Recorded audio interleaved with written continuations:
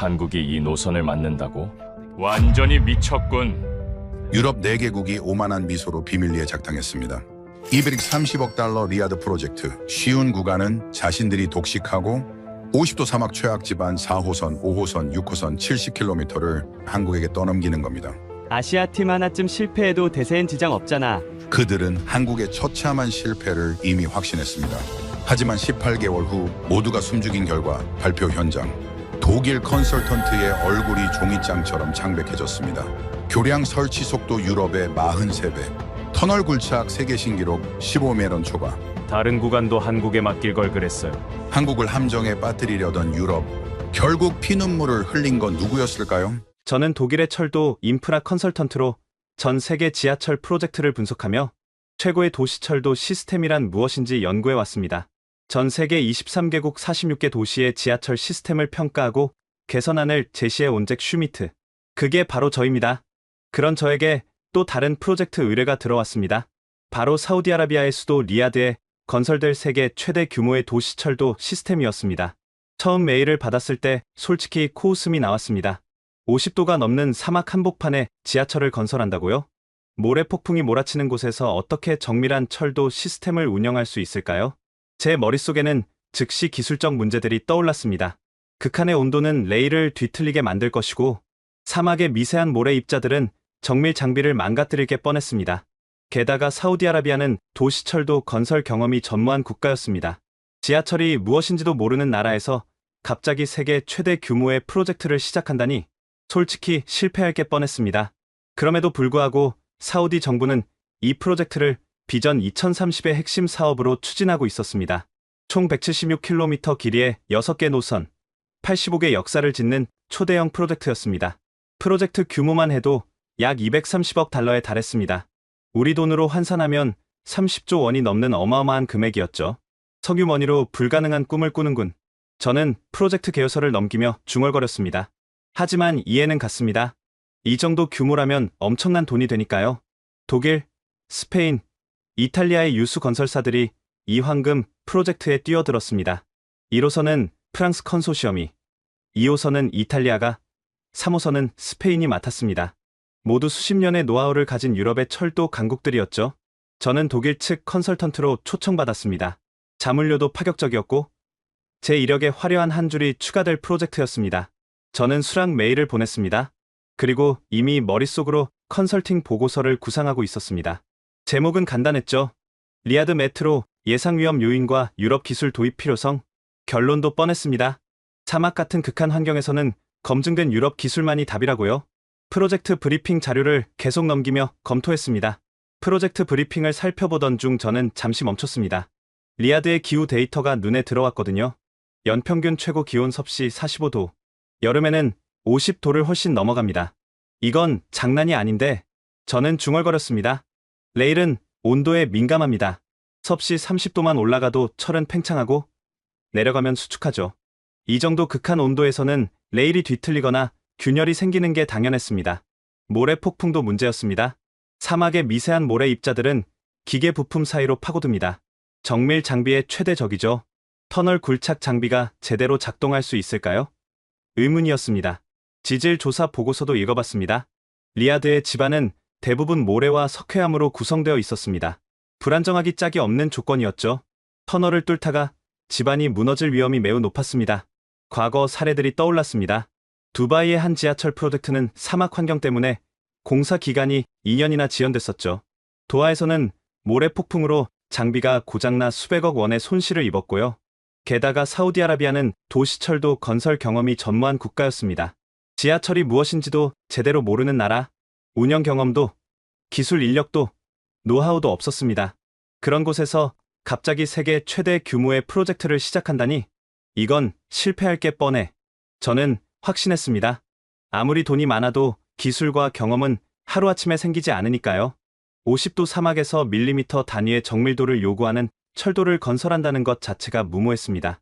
제 동료 귄터에게 전화를 걸었습니다. 귄터, 리야드 프로젝트 자료 봤나?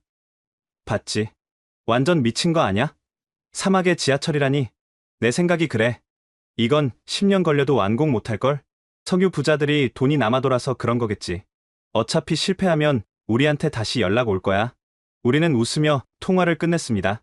그럼에도 불구하고 사우디 정부는 이 프로젝트를 비전 2030의 핵심 사업으로 추진하고 있었습니다. 국가의 미래가 걸린 프로젝트였죠. 계속해서 프로젝트 브리핑 자료를 넘기던 중 참여 컨소시엄 명단을 보게 되었습니다. 1호선 프랑스 컨소시엄. 당연했습니다. 프랑스는 파리 메트로로 100년이 넘는 지하철 역사를 가지고 있었으니까요. 2호선 이탈리아 컨소시엄. 밀라노와 로마의 지하철로 유명한 나라였죠. 3호선 스페인 컨소시엄. 마드리드와 바르셀로나의 현대적인 지하철 시스템을 구축한 국가. 모두 예상 범위 아니었습니다. 그런데 4호선, 5호선, 6호선을 보는 순간 눈을 의심했습니다. 한국. 저는 소리내어 읽었습니다. 유럽의 철도 강국들 사이에 끼어있는 동양의 작은 나라가 눈에 띄었습니다. 한국이 왜 여기 있지? 저는 즉시 동료들에게 메신저를 보냈습니다. 한국이 리야드 프로젝트에 참여한다는 거 알고 있었어? 귄터가 바로 답장을 보냈습니다. 뭐? 한국? 농담이겠지? 빈센트도 메시지를 보냈습니다. 한국의 도시철도 건설 경험이 있나? 처음 듣는데. 저도 그랬습니다. 한국은 유럽의 철도 역사에 비하면 신생국이나 다름없었습니다. 특히 사막에서의 건설 경험은 전무할 것이라 생각했죠. 더 자세히 살펴봤습니다. 한국 컨소시엄이 맡은 구간 4호선, 5호선, 6호선, 총연장 70km의 29개 역사. 그런데 노선도를 보는 순간 눈썹이 올라갔습니다. 이건 한국이 맡은 구간은 프로젝트에서 가장 어려운 지형을 통과하고 있었습니다. 킹칼리드 국제공항에서 시작해 킹 압둘라 금융지구를 연결하는 구간, 사막의 열악한 지반과 복잡한 도심 구간을 모두 포함하고 있었습니다. 게다가 24km에 달하는 교량까지 건설해야 했습니다. 이건 실패하기 딱 좋은 조건인데 저는 생각했습니다.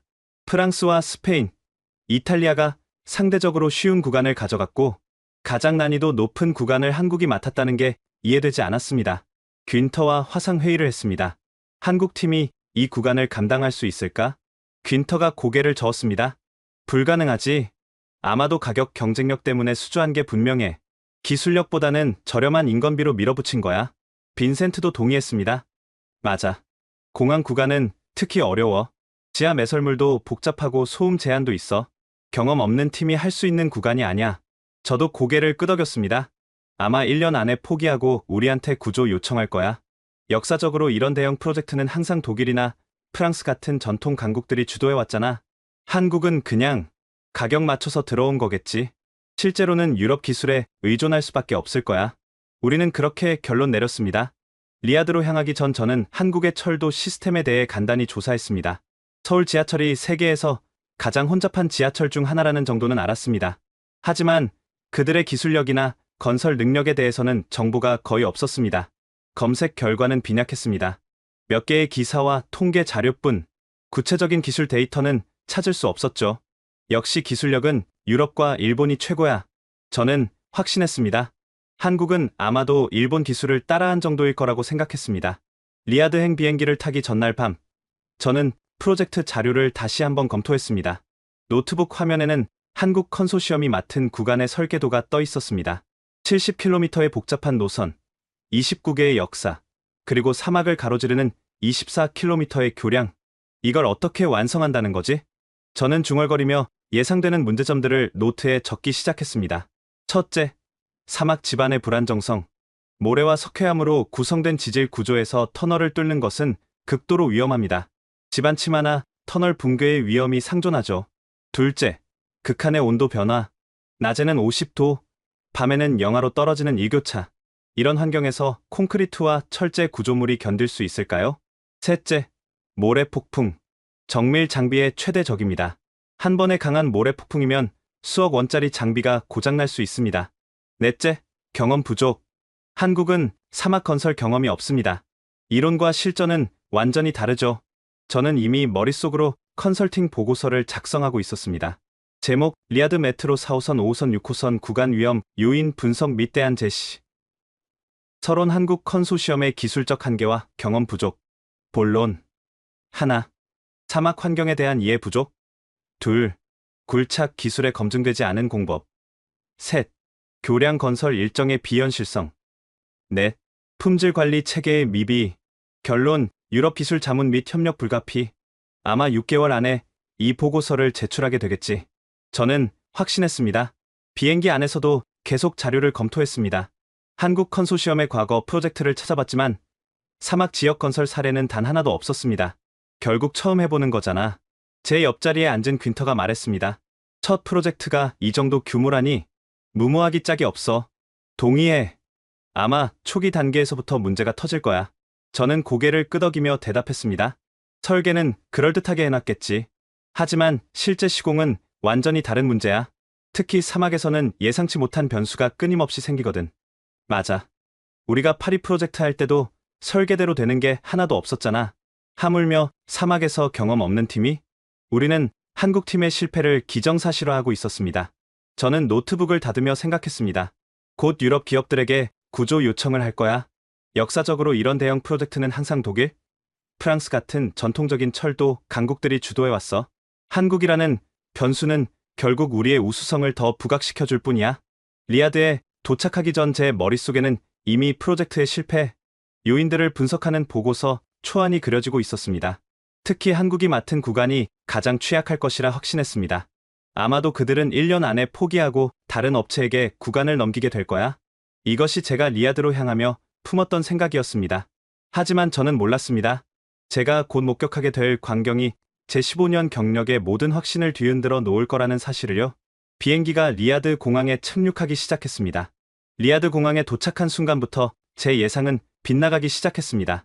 비행기에서 내려 공항 밖으로 나서는 순간 섭씨 48도의 뜨거운 열기가 얼굴을 때렸습니다. 숨이 막힐 듯했죠. 하지만 열기 때문만은 아니었습니다. 눈앞에 펼쳐진 광경이 제가 상상했던 것과 너무 달랐습니다. 모래 폭풍이 몰아치는 사막 한복판, 그곳에 거대한 콘크리트 교각들이 일렬로 서 있었습니다. 마치 미래 도시의 뼈대처럼 우뚝 솟아 있었죠. 이미 이 정도까지? 저는 중얼거렸습니다. 공사 시작한 지 18개월. 유럽이었다면 아직 기초 공사 단계일 시기였습니다. 그런데 여기는 이미 교각들이 하늘을 찌르고 있었습니다. 초현대적인 철도역이 우뚝 서 있었고 공사가 상당히 진행된 모습이었습니다. 뭔가 잘못됐어. 제 옆에 서 있던 퀸터가 말했습니다. 내 정보가 틀렸나? 공사 진행 속도가 너무 빠른데. 저도 당황스러웠습니다. 제가 검토한 자료에서는 이 정도 진척도가 나올 수 없었거든요. 택시를 타고 호텔로 향하는 길. 저는 계속 창밖을 응시했습니다. 공항에서 시내로 이동하는 길에는 여기저기 거대한 교각과 건설 현장이 눈에 띄었습니다. 그런데 놀라운 건 공사 현장의 모습이었습니다. 정돈된 자재 배치, 체계적으로 움직이는 중장비들, 밤늦은 시간인데도 환하게 불을 밝히고 작업 중인 현장들.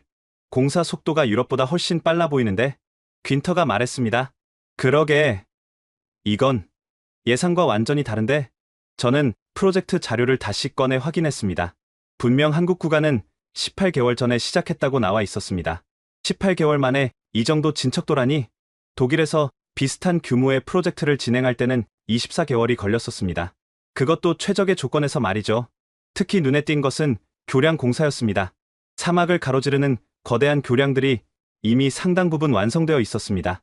저 교량들, 한국 팀이 맡은 구간 아닌가? 빈센트가 물었습니다. 저는 지도를 확인했습니다. 맞아. 5호선 구간이야. 킹 압둘라 금융지구로 가는 노선. 말도 안 돼. 24km 교량을 18개월 만에? 우리는 모두 침묵했습니다. 유럽의 공법으로는 최소 3년이 걸리는 작업이었습니다. 게다가 사막이라는 악조건까지 감안하면 더 오래 걸려야 정상이었죠. 호텔에 도착했을 때 저는 완전히 혼란스러웠습니다. 내가 뭘 놓친 거지? 제가 수집한 정보들, 제가 내린 결론들, 모든 게 흔들리기 시작했습니다. 그날 밤 호텔 방에서 저는 다시 한번 프로젝트 자료를 검토했습니다. 한국 컨소시엄에 대한 정보를 더 찾아봤지만 여전히 구체적인 기술 데이터는 없었습니다. 내일 첫 회의에서 직접 확인해 봐야겠어. 저는 노트북을 덮으며 생각했습니다. 이것은 제가 기대했던 상황과는 완전히 달랐습니다. 다음날 아침, 첫 번째 정식 회의가 예정되어 있었습니다. 회의실 문이 열렸습니다. 한국 팀의 프로젝트 매니저가 들어왔습니다. 50대 초반으로 보이는 남자, 단정한 정장 차림에 자신감 넘치는 걸음걸이였습니다. 안녕하십니까? 저는 정태현입니다. 한국 컨소시엄 기술 총괄을 맡고 있습니다. 그의 영어는 유창했고 악수하는 손에는 힘이 있었습니다. 회의가 시작되었습니다. 첫 회의에서 한국팀의 프레젠테이션을 보고 저는 놀라움을 감출 수 없었습니다. 그들은 단순히 설계도와 계획만 보여준 것이 아니었습니다. 이미 진행 중인 공사의 실시간 데이터와 해결책을 제시했습니다. 대형 스크린에 프로젝트 현황이 떠올랐습니다. 현재 4호선 진행률 38%, 5호선 42%, 6호선 35%입니다. 정태현이 레이저 포인터로 화면을 가리키며 설명했습니다. 예정 일정 대비 평균 2주 앞서 있습니다. 제 옆에서 귄터가 작은 소리로 중얼거렸습니다. 2주? 설마. 프레젠테이션이 계속되었습니다. 사막의 온도 변화에 따른 철로 팽창을 최소화하기 위해 특수 제작된 레일을 사용합니다. 스크린에 레일의 단면도가 나타났습니다. 이 레일은 섭씨 영하 10도에서 플러스 60도까지 견딜 수 있도록 설계되었습니다. 한국의 계절 변화가 극심한 지역에서 검증된 기술입니다. 가장 충격적이었던 것은 그들이 사막의 모래바람과 극한의 온도 변화를 이미 고려한 맞춤형 시스템을 개발해 놓았다는 점이었습니다. 온도 변화에 어떻게 대응하셨습니까? 제가 질문했습니다. 좋은 질문입니다. 정태현이 미소를 지으며 다음 슬라이드를 넘겼습니다. 레일과 침목 사이에 특수 완충제를 설치했습니다. 열 팽창을 흡수하는 동시에 진동도 최소화하죠. 이 기술은 서울 지하철 9호선에서 이미 사용 중입니다. 한국 엔지니어가 설명하는 공법은 제 지식의 범주를 넘어서는 것이었습니다. 그들은 계속 설명했습니다. 터널 굴착 장비 2대를 동시에 가동하며 하루에 40m 이상 굴진하는 세계 최고 수준의 속도를 기록하고 있습니다. 40m요? 빈센트가 믿을 수 없다는 표정으로 물었습니다. 독일에서 우리가 자랑하던 최신 터널 공법은 평균 30m인데요. 맞습니다. 저희 속도가 약 30% 더 빠릅니다. 정태현의 대답은 자신감으로 가득했습니다. 리아드의 모래 지반을 정밀 분석해 최적화된 굴착 방식을 개발했습니다. 커터헤드의 각도와 회전 속도를 지질 조건에 맞춰 실시간으로 조정하는 시스템입니다. 더 놀라운 것은 모듈형 교량 건설 방식이었습니다. 이것이 FSLM 공법입니다. 스크린에 공장 영상이 재생되었습니다. 한국팀은 공장에서 미리 제작한 교량 상판을 현장으로 가져와 조립하는 방식을 사용했습니다. 현장 작업을 최소화하고 품질은 극대화하는 혁신적인 방법입니다. 한 번에 최대 55m 길이의 교량 상판을 설치할 수 있습니다. 55m를 한 번에요? 저는 놀라서 물었습니다. 네. 그리고 이 방식으로는 교량 하나를 완성하는데 단 7일이면 충분합니다. 한국 프로젝트 매니저가 자신 있게 말했습니다. 유럽의 기존 공법으로 최소 30일이 걸리는 작업이었습니다. 저는 믿기 어려웠지만 현장 방문 일정이 잡혀 있어 직접 확인해 볼 기회가 있었습니다. 내일 오전 교량 설치 작업을 참관하실 수 있습니다. 정태현이 말했습니다. 회의가 끝나고 나왔을 때 저는 완전히 혼란스러웠습니다. 이게 정말일까? 귄터가 물었습니다. 모르겠어. 내일 직접 봐야겠어. 저는 대답했습니다. 하지만 제 안의 확신은 이미 흔들리고 있었습니다.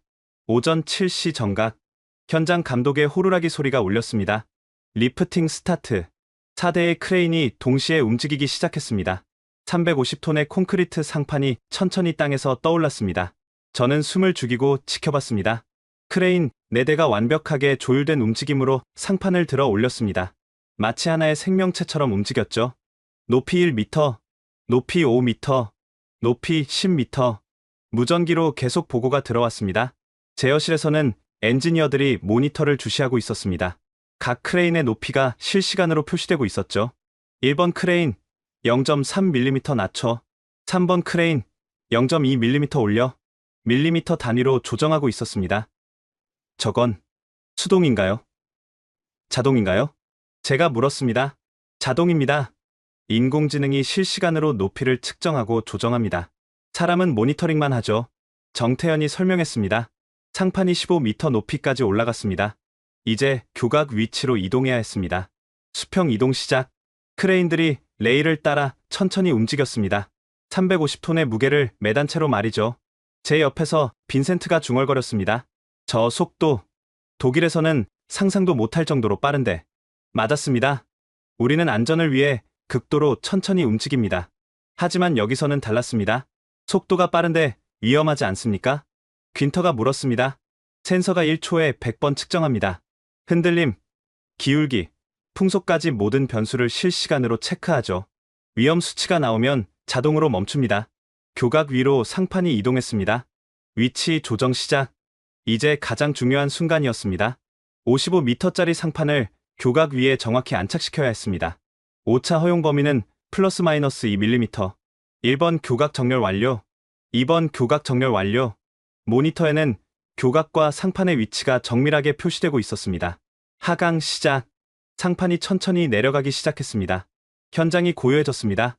모두가 숨을 죽이고 지켜봤습니다. 높이 1m, 높이 0.5m, 높이 0.2m. 착지. 순간 딱 하는 소리와 함께 상판이 교각 위에 안착했습니다. 마치 시계 부품처럼 정밀하게 맞물려 들어가는 모습에 저는 입이 벌어졌습니다. 최종 오차 측정 결과 엔지니어가 보고했습니다. 1번 교각 1.3mm, 2번 교각 0.9mm. 완벽합니다. 현장에서 환호성이 터져 나왔습니다. 저는 시계를 확인했습니다. 시작한 지 정확히 42분. 42분. 저는 중얼거렸습니다. 독일에서라면 거푸집 설치하는 데만 3일이 걸립니다. 그런데 여기서는 완성된 교량 한 경관을 42분 만에 설치했습니다. 더위에 지친 상태로 지켜보던 저는 문득 깨달았습니다. 이들은 내가 알던 건설 현장의 모습이 아니야. 정태현이 다가왔습니다. 어떻습니까? 저희 FSLM 공법. 저는 솔직하게 대답했습니다. 놀랍습니다. 이런 속도는 처음 봅니다. 감사합니다. 이 방식으로 저희는 하루에 3경관을 설치할 수 있습니다. 하루에 3경관이요? 네. 아침, 오후, 저녁 시간대로 나눠서요. 사막은 낮에 너무 더우니까 새벽과 저녁에 집중 작업합니다. 저는 고개를 끄덕였습니다. 이제 숫자들이 이해되기 시작했습니다. 하루 3경관이면 한 달에 90경관, 18개월이면 1620경관, 24km를 완성하는 게 가능했습니다. 현장을 더 둘러보시겠습니까? 정태현이 물었습니다. 네. 더 보고 싶습니다. 저는 대답했습니다. 제 안의 회의감은 점점 사라지고 있었습니다. 다음날 아침, 저는 새로운 마음가짐으로 현장에 갔습니다. 이번에는 비판하려는 자세가 아니라 배우려는 자세로요. 오늘은 저희 본부를 안내해 드리겠습니다. 정태현이 말했습니다. 한국 컨소시엄의 현장 본부는 현대적인 건물이었습니다. 유리와 강철로 만들어진 4층짜리 건물이었죠. 2층으로 올라가자 거대한 관제실이 나타났습니다. 이곳이 저희 통합관제 센터입니다. 24시간 365일 가동됩니다. 수십 개의 모니터가 벽면을 가득 채우고 있었습니다. 실시간으로 모든 공정이 모니터링되고 있었죠. 디지털 트윈 시스템입니다. 한 엔지니어가 설명했습니다. 화면에는 3차원으로 구현된 전체 노선이 떠 있었습니다.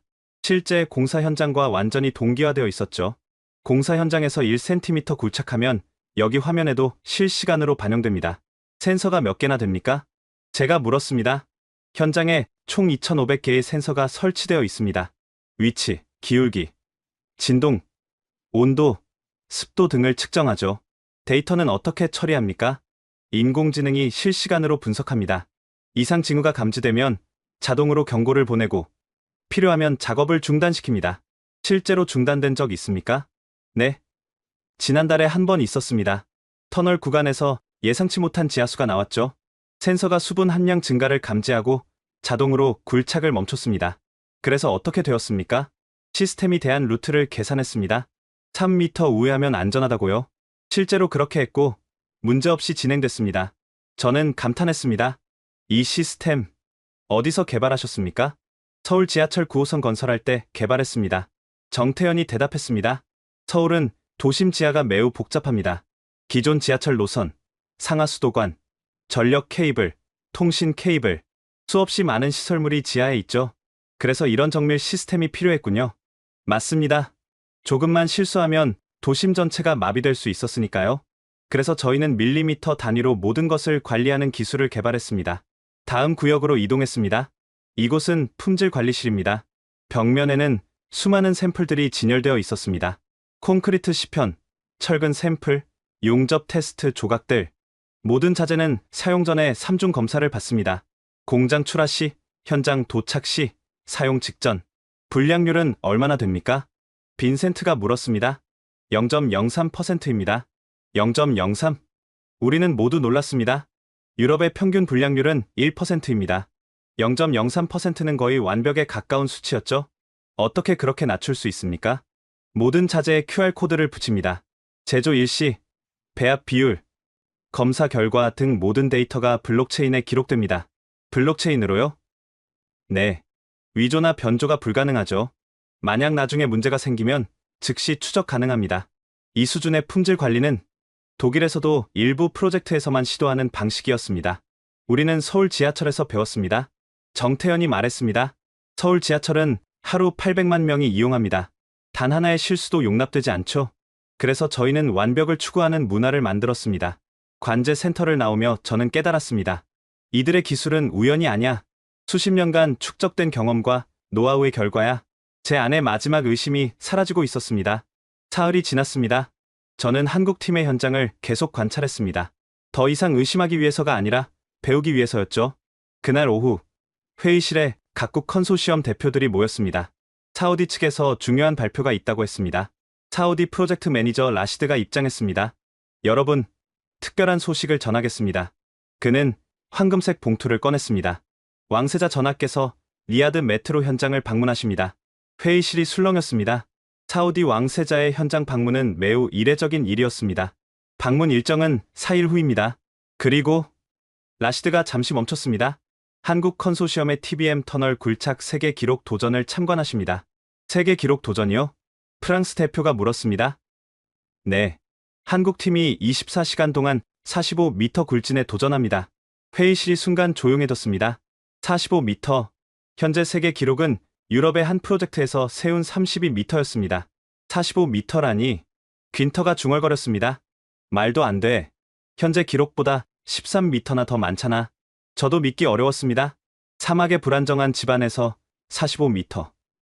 최적의 조건에서도 어려운 기록인데 한국팀은 이미 최종 준비를 마쳤습니다. 라시드가 말했습니다. 왕세자 전하께서는 이 역사적 순간을 직접 목격하고 싶어 하십니다. 회의가 끝나고 각국 대표들이 모여 수군거렸습니다. 저들이 미쳤나? 45m? 실패하면 국제적 망신인데 왕세자 앞에서 실패하면 프로젝트 전체가 위험해질 수도 있어. 저는 정태현을 찾아갔습니다. 박사님, 정말 45m에 도전하십니까? 네. 그의 대답은 확신에 차 있었습니다. 하지만 현재 세계 기록이 32m인데요. 그것도 독일의 최신 장비로 최적 조건에서 달성한 기록입니다. 알고 있습니다.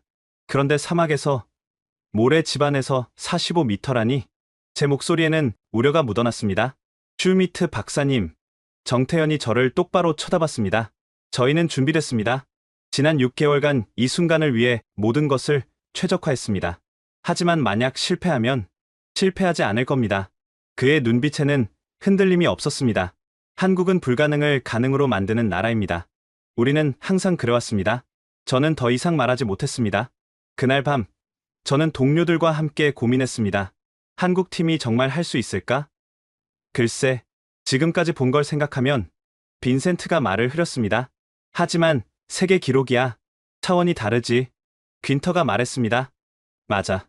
우리도 독일에서 35m 도전했다가 실패했잖아. 저는 침묵했습니다. 한편으로는 그들이 실패하기를 바라는 제 자신을 발견했습니다. 그래야 유럽의 우위가 유지되니까요. 하지만 다른 한편으로는 그들이 성공하는 모습을 보고 싶었습니다. 4일 후, 저는 그 답을 알게 됩니다. 4일이 빠르게 지나갔습니다. 마침내 그날이 왔습니다. 새벽 5시, 저는 동료들과 함께 터널 굴착 현장으로 향했습니다. 사막의 한가운데, 아직 해가 뜨기 전이었지만 현장은 이미 환하게 불이 켜져 있었습니다. 거대한 텐트가 쳐져 있었고 그 안에는 직경 9.8m의 거대한 TBM이 자리 잡고 있었습니다. 저게 세계 기록에 도전할 기계군. 귄터가 중얼거렸습니다. 현장에는 이미 수백 명의 사람들이 모여 있었습니다. 한국팀 엔지니어들, 사우디 정부 관계자들, 각국 컨소시엄 대표들, 그리고 특별 관람석에는 사우디 왕세자가 앉아 계셨습니다. 모두 자리에 앉아주시기 바랍니다. 라시드가 안내했습니다. 우리는 관람석에 앉았습니다. 거대한 스크린이 설치되어 있어서 TBM 내부의 실시간 영상을 볼 수 있었습니다. 오전 6시, 정태현이 마이크를 잡았습니다. 존경하는 왕세자 전하, 그리고 참석하신 모든 분들, 오늘 저희 한국 컨소시엄은 터널 굴착 세계 신기록에 도전합니다. 그의 목소리는 차분했지만 힘이 있었습니다. 현재 세계 기록은 24시간 32m입니다. 저희 목표는 45m입니다. 관중석에서 술렁거림이 일었습니다. 많은 분들이 의심하십니다. 사막의 모래 집안에서 그것이 가능하냐고요? 정태현이 잠시 멈췄습니다. 오늘 저희가 그 답을 보여드리겠습니다. 왕세자가 고개를 끄덕였습니다. 시작하라. 오전 6시 정각, 거대한 TBM이 움직이기 시작했습니다. 웅하는 낮은 진동음과 함께 커터헤드가 회전하기 시작했죠. 스크린에는 실시간 데이터가 표시되기 시작했습니다. 굴진 속도 시간당 1.8m, 커터헤드 회전수 분당 2.3회전, 집안 상태 모래 함량 83%. 제 옆에서 귄터가 속삭였습니다. 시간당 1.8m? 이 속도면 24시간이면 43m야. 빈센트가 계산했습니다. 거의 목표에 근접한 속도네. 저는 긴장한 채 화면을 응시했습니다. 1시간이 지났습니다. 현재 굴진거리 1.9m, 목표보다 약간 빠른 속도였습니다. 2시간, 현재 굴진거리 3.7m, 여전히 빠른 속도를 유지하고 있었습니다. 어떻게 이 속도를 유지하지? 프랑스 엔지니어가 놀란 목소리로 말했습니다. 저 커터헤드 회전수 봐. 계속 변하고 있어. 화면을 자세히 보니 맞았습니다. 커터헤드의 회전 속도가 미세하게 변화하고 있었습니다. 인공지능이 지지를 실시간으로 분석하고 최저값을 계산하는 거야. 빈센트가 설명했습니다. 모래가 많은 구간에서는 빠르게, 안반이 나오면 느리게. 오전 9시, 현재 굴진거리 5.6m, 예상보다 빠른 진행이었습니다. 한국 엔지니어들은 침착하게 모니터를 지켜보고 있었습니다. 긴장한 기색이 전혀 없었죠. 정오, 현재 굴진거리 9.4m, 24시간의 4분의 1이 지났습니다. 목표의 5분의 1을 달성한 셈이죠. 이 속도면 저는 계산했습니다. 40m는 확실히 넘길 것 같은데. 귄터도 고개를 끄덕였습니다. 오후 3시, 현재 굴진거리 14.2m, 관람객들이 웅성거리기 시작했습니다. 정말 해내는 거 아냐? 아직 절반도 안 갔어. 지치면 속도가 떨어질 거야. 하지만 속도는 떨어지지 않았습니다. 오히려 오후 들어서 약간 빨라졌습니다. 낮 동안 온도가 올라가면 기계가 과열되지 않나? 제가 한국 엔지니어에게 물었습니다. 냉각 시스템이 작동합니다. TBM 내부 온도를 항상 섭씨 25도로 유지하죠. 사막 한복판에서요? 네. 특수 냉각수를 순환시킵니다. 서울의 여름 지하철 공사에서 개발한 기술입니다. 저는 고개를 끄덕였습니다. 이들은 모든 것을 준비했습니다. 저녁 6시, 현재 굴진거리 18.7m, 정확히 절반 시점이었습니다. 예상 굴진거리의 40%를 이미 달성했습니다. 이건 정말 가능할지도 몰라. 빈센트가 중얼거렸습니다. 저도 그렇게 생각하기 시작했습니다. 초반의 의심은 이제 기대로 바뀌고 있었습니다. 오후 6시, 24시간 도전의 정확히 절반 지점이었습니다. 현재 굴진거리 22.5m, 스크린의 숫자를 보는 순간 관람석이 술렁거렸습니다. 목표의 절반에 가까운 거리를 이미 달성했습니다. 그리고 한국팀은 계속했습니다. 목표는 45m입니다. 정태현이 차분하게 말했습니다. 우리는 계속합니다. 유럽 엔지니어들의 얼굴에서 혈색이 사라졌습니다. 저 역시 할 말을 잃었습니다. 독일에서 우리가 자랑하던 기술이 눈앞에서 무너지고 있었습니다. 오후 8시, 현재 굴진거리 27.3m, 오후 10시, 현재 굴진거리 32.1m, 세계 기록 돌파. 누군가 외쳤습니다. 기존 세계 기록 32m. 한국팀은 이미 그것을 넘어섰습니다. 하지만 그들은 멈추지 않았습니다. 자정이 되었습니다. 현재 굴진거리 36.8m, 목표까지 8.2m. 남은 시간 6시간. 관람석의 긴장감이 최고조에 달했습니다. 왕세자도 계속 화면을 응시하고 계셨습니다. 새벽 2시, 현재 굴진거리 41.3m, 새벽 4시, 현재 굴진거리 44.7m, 목표까지 0.3m, 새벽 5시 30분, 현재 굴진거리 45.1m, 목표 달성. 환호성이 터져 나왔습니다. 하지만 한국팀은 계속했습니다. 남은 시간이 아직 있습니다. 최대한 밀어붙입니다. 정태현의 목소리. 새벽 6시, 정확히 24시간. 작업 종료. TBM이 멈췄습니다. 잠시 침묵이 흘렀습니다. 정태현 박사가 천천히 단상으로 걸어 올라갔습니다. 그의 얼굴에는 피로가 역력했지만 눈빛만은 빛나고 있었습니다. 마이크를 잡았습니다. 존경하는 왕세자 전하, 그리고 참석하신 모든 분들. 그의 목소리는 차분했습니다. 지난 24시간 동안 저희 팀은 터널 굴착 세계 신기록에 도전했습니다. 모두가 숨을 죽였습니다. 최종 굴진거리를 발표하겠습니다. 그가 잠시 멈췄습니다. 시간이 멈춘 것 같았습니다. 47.5m. 순간 폭발적인 환호가 터져 나왔습니다. 기존 세계 기록 32m. 한국이 달성한 기록 47.5m. 무려 15m를 뛰어넘은 것입니다. 이것은 단순한 기록, 경신이 아니었습니다. 기술력의 차원이 달랐습니다. 저는 그 자리에 멍하니 서 있을 수밖에 없었습니다. 제 옆에서 귄터가 중얼거렸습니다. 이건 불가능한 일이야. 빈센트는 고개를 떨구고 있었습니다. 프랑스 엔지니어는 믿을 수 없다는 표정으로 화면을 응시했습니다. 왕세자가 일어났습니다. 직접 정태현 박사에게 다가가 손을 잡았습니다. 박사님, 당신들은 불가능을 가능으로 만들었습니다. 왕세자의 목소리에는 깊은 감동이 묻어났습니다. 사우디아라비아는 한국의 기술력과 헌신에 깊은 감사를 표합니다. 이 프로젝트는 우리 두 나라 간의 소중한 협력의 상징이 될 것입니다. 카메라 플래시가 터졌습니다. 각국 언론이 이 순간을 담기 위해 셔터를 눌렀습니다. 저는 그 광경을 지켜보며 조용히 미소를 지었습니다. 불과 몇 주 전만 해도 저도 한국의 기술을 의심했던 사람 중 하나였습니다. 그런데 이제 더 이상 부정할 수 없어. 저는 중얼거렸습니다. 한국의 기술력은 유럽을 뛰어넘었습니다. 제가 속한 유럽 기술진보다 더 뛰어난 철도 기술이 한국에 있음을 인정해야 했습니다. 행사가 끝나고 사람들이 흩어졌습니다. 저는 혼자 관람석에 남아 있었습니다. 사막의 아침 해가 떠오르고 있었습니다. 오렌지빛 햇살이 거대한 TBM을 비췄습니다. 제가 불가능하다고 생각했던 일이 제 눈앞에서 일어났습니다. 저는 혼잣말을 했습니다. 제가 무시했던 그들이 세계를 놀라게 했습니다. 그 순간 깊은 깨달음이 왔습니다. 진정한 전문가는 자신의 한계를 인정하고 끊임없이 새로운 것을 배우려는 자세를 가진 사람이라는 것을요. 저는 15년간 유럽 기술이 세계 최고라고 자부했습니다. 하지만 그것은 오만이었습니다. 세계는 끊임없이 변하고 있었고 저만 과거에 머물러 있었던 겁니다. 한국은 작은 나라지만 저는 생각했습니다. 도시철도 시스템을 세계 최고 수준으로 운영해온 경험이 있었고 불가능한 환경에서도 효율적으로 공사를 진행하는 노하우를 축적해왔습니다. 그들의 기술은 단순히 빠른 것이 아니었습니다. 체계적이고 정밀하며 혁신적이었습니다. 그리고 무엇보다 검증되었습니다. 호텔로 돌아가는 택시 안. 저는 창밖을 바라봤습니다. 사막 위로 우뚝 선 교각들. 한국이 만든 미래의 철도. 지금까지 저는 독일과 유럽의 기술이 세계 최고라고 자부했습니다. 저는 중얼거렸습니다. 그러나 이제 그 자부심은 산산조각 났습니다. 제가 옳다고 믿었던 모든 것에 의문이 들기 시작했습니다. 우리가 정말 세계 최고가 맞나? 지금까지 한국을 너무 과소평가한 게 아닐까? 한국팀의 성공은 단순한 행운이 아니었습니다. 그들은 치밀한 계획과 혁신적인 기술 그리고 끊임없는 도전 정신으로 불가능을 가능으로 바꾸고 있었습니다. 이제 저는 이것을 인정해야만 했습니다. 이틀 후 저는 정태현 박사에게 정식 인터뷰를 요청했습니다. 현장 근처 호텔 카페에서 만나기로 했습니다. 오후 3시 정태현 박사가 들어왔습니다.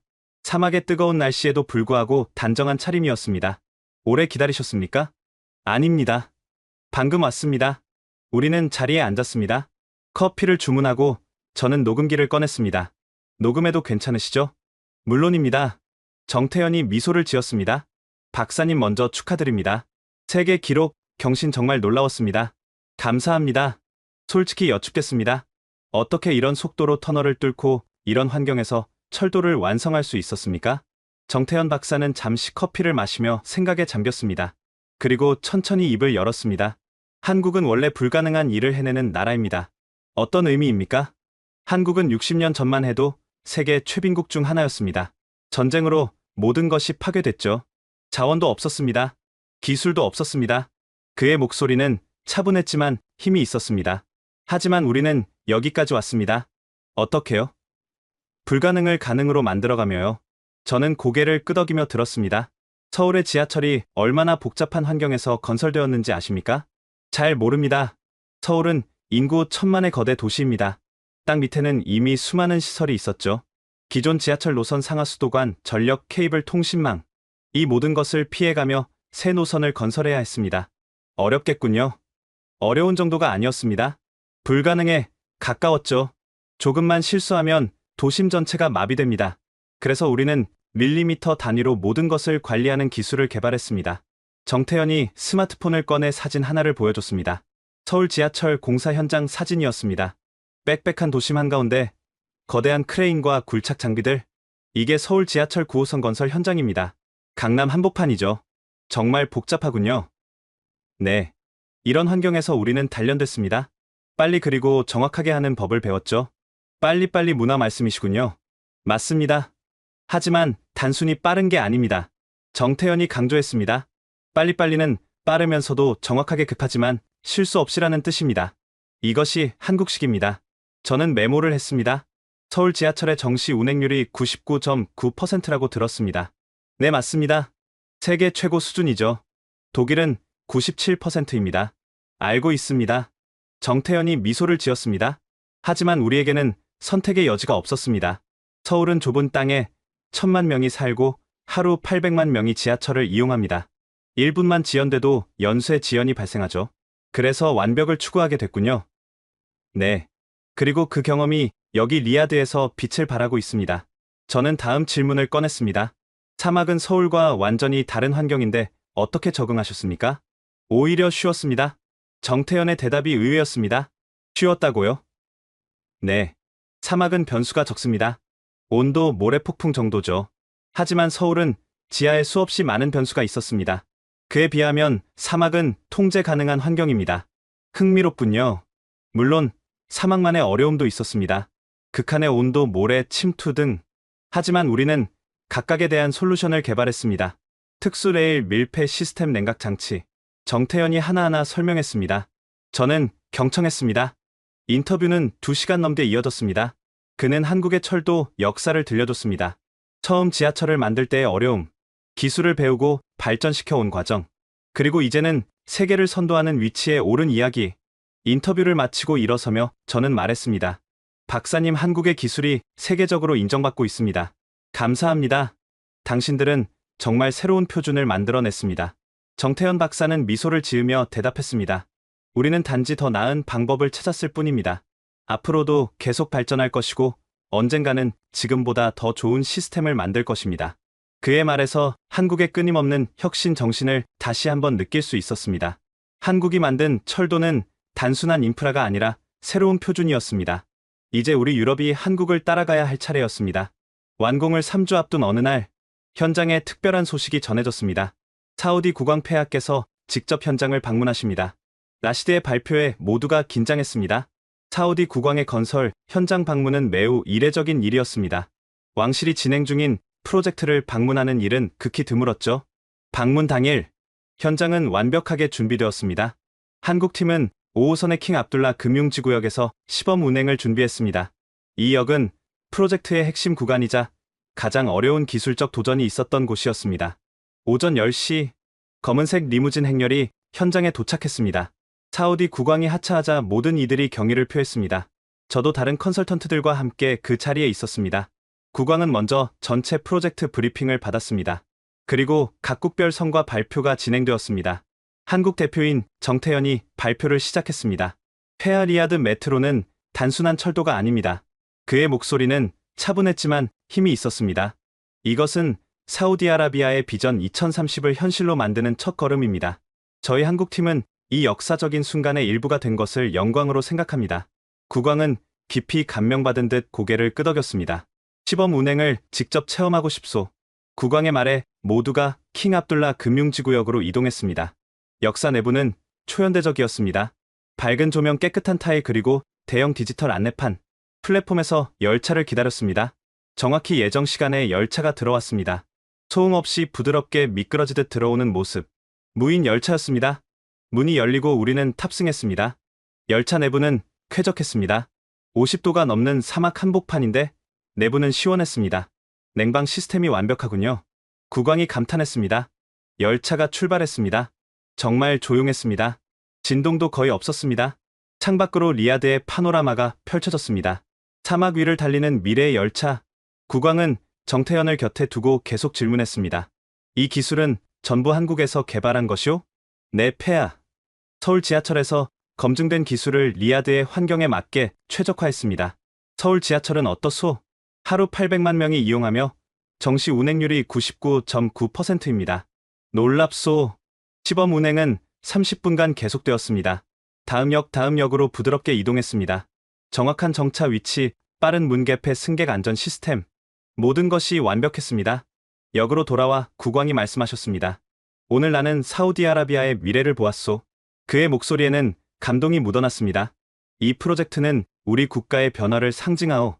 그리고 한국. 국왕이 정태현을 바라봤습니다. 이 먼 나라의 엔지니어들이 우리의 꿈을 함께 만들어 주었소. 정태현이 공손히 고개를 숙였습니다. 영광입니다, 폐하. 국왕이 엄지를 치켜 세웠습니다. 아랍 문화에서 최고의 찬사였습니다. 사우디아라비아는 한국의 기술력과 헌신에 깊은 감사를 표하오. 이 프로젝트는 우리 두 나라 간의 소중한 협력의 상징이 될 것이오. 국왕의 방문 소식은 즉시 전 세계 언론에 보도되었습니다. 사우디 국왕 한국 기술의 찬사, 리야드 메트로 한국 구간 압도적 성과, 사막의 기적 한국이 이뤄냈다. 각국 언론이 한국의 기술력을 극찬하는 기사를 쏟아냈습니다. 저는 그 광경을 지켜보며 조용히 미소를 지었습니다. 불과 몇 개월 전 저도 한국의 기술을 의심했던 사람 중 하나였습니다. 그런데 이제 전 세계가 한국을 주목하고 있었습니다. 세계는 변하고 있었고 그 변화의 중심에 한국이 서 있었습니다. 리야드에서의 모든 일정을 마치고 독일로 돌아가는 비행기 안. 저는 노트북을 열고 최종 보고서를 작성했습니다. 몇 달 전만 해도 이런 보고서를 쓸 거라고는 상상도 못했을 것입니다. 보고서의 제목을 입력했습니다. 미래의 도시철도 모델은 한국에 있다. 서론부터 신중하게 썼습니다. 본 보고서는 리야드 메트로 프로젝트 현장에서 3개월간 관찰하고 분석한 결과를 담고 있습니다. 특히 한국 컨소시엄의 기술적 성과와 그 의미를 중점적으로 다룹니다. 본론에는 한국의 기술적 성과뿐만 아니라 그들의 작업 방식 문제 해결 접근법, 그리고 무엇보다 불가능에 도전하는 정신까지 담았습니다. 한국의 성공은 우연이 아닙니다. 이것은 수십 년간 축적된 경험과 끊임없는 혁신의 결과입니다. 각 장마다 구체적인 데이터와 사례를 넣었습니다. 터널 굴착, 세계 기록, 교량 건설 속도, 품질 관리 시스템, 무인 운전 기술, 모든 것이 명확한 증거와 함께 기록되었습니다. 결론 부분을 쓸 때 저는 잠시 멈췄습니다. 이것은 단순한 기술 보고서가 아니었습니다. 철도, 건설의 새로운 패러다임을 제시하는 선언문이었습니다. 한국은 철도 건설의 새로운 표준을 제시했습니다. 속도와 품질 기술과 효율 이 모든 것을 동시에 달성할 수 있음을 증명했습니다. 우리 독일을 포함한 유럽 철도 업계는 이제 선택의 기로에 섰습니다. 과거의 명성에 안주할 것인가 아니면 한국의 혁신을 받아들이고 협력할 것인가. 저는 후자를 강력히 제안합니다. 보고서를 저장하고 첨부 파일로 사진과 동영상을 추가했습니다. 교량 설치 현장, 터널 굴착 장면, 관제 센터, 왕세자의 방문, 모든 것이 생생한 증거였습니다. 베를린에 도착하자 예상대로 보고서는 큰 논란을 일으켰습니다. 일부 경영진은 제가 너무 과장했다고 비판했습니다. 한국에 대한 맹목적인 찬사다. 유럽 기술의 우수성을 폄하했다. 반발이 거셌습니다. 하지만 데이터와 사실은 명백했습니다. 현장을 방문했던 임원들이 저를 지지했습니다. 제게 보고서는 정확합니다. 저도 직접 확인했습니다. 오히려 절제된 표현이었습니다. 한 달 후, 긴 논의 끝에 회사는 결정을 내렸습니다. 한국의 철도 기술을 연구하는 특별팀을 구성하기로 했습니다. 그리고 저를 그 팀의 리더로 임명했습니다. 잭 자네가 가장 잘 아니까, 사장이 말했습니다. 한국과의 협력을 추진하게. 우리의 미래가 달려있네. 더 놀라운 일은 6개월 후에 일어났습니다. 우리 회사는 한국의 건설사와 공동으로 중동의 또 다른 메트로 프로젝트에 입찰하게 되었습니다. 독일과 한국의 공동 입찰. 이것은 우리 회사 역사상 처음 있는 일이었습니다. 유럽의 전통적인 철도 강국과 신흥 강자 한국의 협력. 업계에서 큰 화제가 되었습니다. 1년 후, 저는 서울 지하철 시스템을 연구하기 위해 한국을 방문했습니다. 인천공항에 도착한 순간부터 놀라움의 연속이었습니다. 공항에서 서울까지 연결된 공항철도. 깨끗하고 빠르고 정확했습니다. 서울에 도착해 호텔에 짐을 풀고 곧바로 지하철을 타봤습니다. 출근 시간 강남역. 수십만 명이 물 흐르듯 이동하는 광경. 하지만 혼란은 없었습니다. 3분마다 정확히 도착하는 열차. 99.9%의 정시율. 플랫폼 스크린도어, 깨끗한 역사, 친절한 안내 방송. 모든 것이 완벽했습니다. 이게 기본이구나. 저는 중얼거렸습니다. 리야드에서 본 기술이 여기서 시작됐다는 것을 실감했습니다. 다음날 정태현 박사를 다시 만났습니다. 서울의 한 카페에서였습니다. 슈미트 박사님, 서울에 오신 걸 환영합니다. 다시 뵙게 되어 영광입니다. 우리는 악수를 나눴습니다. 서울 지하철을 경험해 보셨습니까? 네, 놀라웠습니다. 리아드의 기술이 여기서 시작됐군요. 정태현이 미소를 지었습니다. 맞습니다. 서울은 저희의 실험실이자 훈련장이었습니다. 9호선 건설 현장을 보고 싶습니다. 물론입니다. 안내해 드리죠. 다음날 우리는 서울 지하철 9호선 건설 현장을 방문했습니다. 강남 도심 한복판, 빽빽한 빌딩 사이에서 진행되는 공사.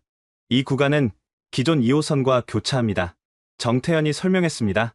위로는 40층짜리 빌딩, 아래로는 2호선 터널, 그 사이 5m 공간에 새 터널을 뚫고 있습니다. 5m요? 네. 밀리미터 단위로 관리해야 합니다.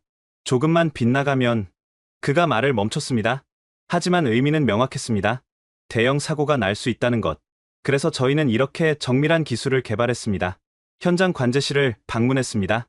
리아드에서 본 것과 똑같은 시스템이었습니다. 실시간 모니터링, 디지털 트윈 센서 네트워크. 이 기술이 리아드로 간 거군요. 맞습니다. 서울에서 검증된 기술이니까 자신 있게 적용할 수 있었죠. 오후에는 서울 메트로 본사를 방문했습니다. 운영 시스템을 견학했습니다. 하루 800만 명을 운송합니다. 담당자가 설명했습니다. 99.9% 정시율을 유지하려면 모든 것이 완벽해야 합니다. 대형 스크린에는 서울 전체 지하철 노선이 표시되어 있었습니다. 수백 대의 열차가 실시간으로 움직이고 있었습니다. 문제가 생기면 어떻게 합니까? 제가 물었습니다. 인공지능이 즉시 대안을 제시합니다. 우회 노선 배차 조정 등을요? 얼마나 빨리요? 3초 이내입니다. 놀라운 시스템이었습니다. 저녁에 정태현과 저녁을 먹으며 대화를 나눴습니다. 박사님, 한국은 정말 대단한 나라입니다. 과찬이십니다.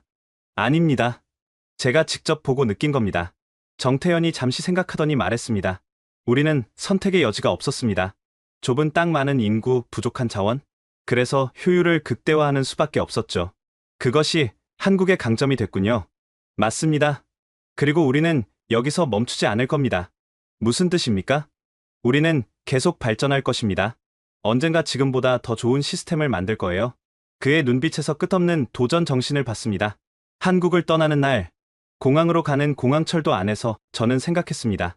한국이 만든 철도는 이제 세계의 새로운 표준이다. 베를린으로 돌아온 후 저는 공과대학에서 특별 강연을 부탁받았습니다. 주제는 21세기 도시철도의 새로운 패러다임이었습니다. 강연장에는 학생들뿐만 아니라 업계 전문가들도 많이 참석했습니다. 200명이 넘는 청중이 자리를 채웠습니다. 강연을 시작하기 전 잠시 생각에 잠겼습니다. 그리고 첫 슬라이드를 띄웠습니다. 리아드 메트로의 사진과 함께 이런 문장이 적혀 있었습니다. 때로는 우리가 불가능하다고 생각했던 일이 다른 이들에게는 일상일 수 있습니다. 한국은 그런 일상의 기적을 만들어내는 나라입니다. 청중이 집중하기 시작했습니다.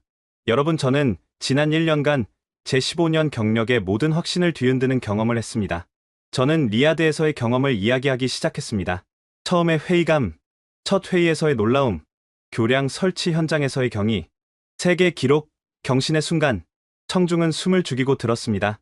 제가 가장 충격받은 것은 기술 그 자체가 아니었습니다. 저는 말을 이었습니다. 한국 엔지니어들의 태도였습니다. 그들은 불가능을 당연하게 받아들이지 않았습니다. 대신 어떻게 하면 가능하게 만들 수 있을까를 고민했습니다. 다음 슬라이드에는 서울 지하철 사진이 나왔습니다. 서울 지하철, 하루 800만 명이 이용합니다. 정시 운행률 99.9%. 이것은 세계 최고 수준입니다. 독일은요? 누군가 물었습니다. 97%입니다. 솔직하게 대답했습니다. 청중이 술렁거렸습니다. 여러분, 저는 오늘 여러분께 겸손을 말하고 싶습니다. 저는 핵심으로 들어갔습니다. 우리는 유럽 철도 기술이 세계 최고라고 배웠습니다. 그리고 오랫동안 그것이 사실이었습니다. 하지만 세계는 변했습니다. 한국은 우리에게 보여줬습니다. 불가능해 보이는 일도 끈기와 혁신으로 이뤄낼 수 있다는 것을. 사막에서 하루 47m 터널을 뚫는 것, 7일 만에 55m 교량을 완성하는 것, 99.9% 정시율을 유지하는 것. 이 모든 것이 한국에서는 가능했습니다. 저는 청중을 천천히 둘러봤습니다. 진정한 전문가는 무엇일까요? 질문을 던졌습니다. 자신의 한계를 인정하고 새로운 것을 배우는 사람입니다. 저는 리아드에서 그것을 배웠습니다. 저는 이제 학생입니다.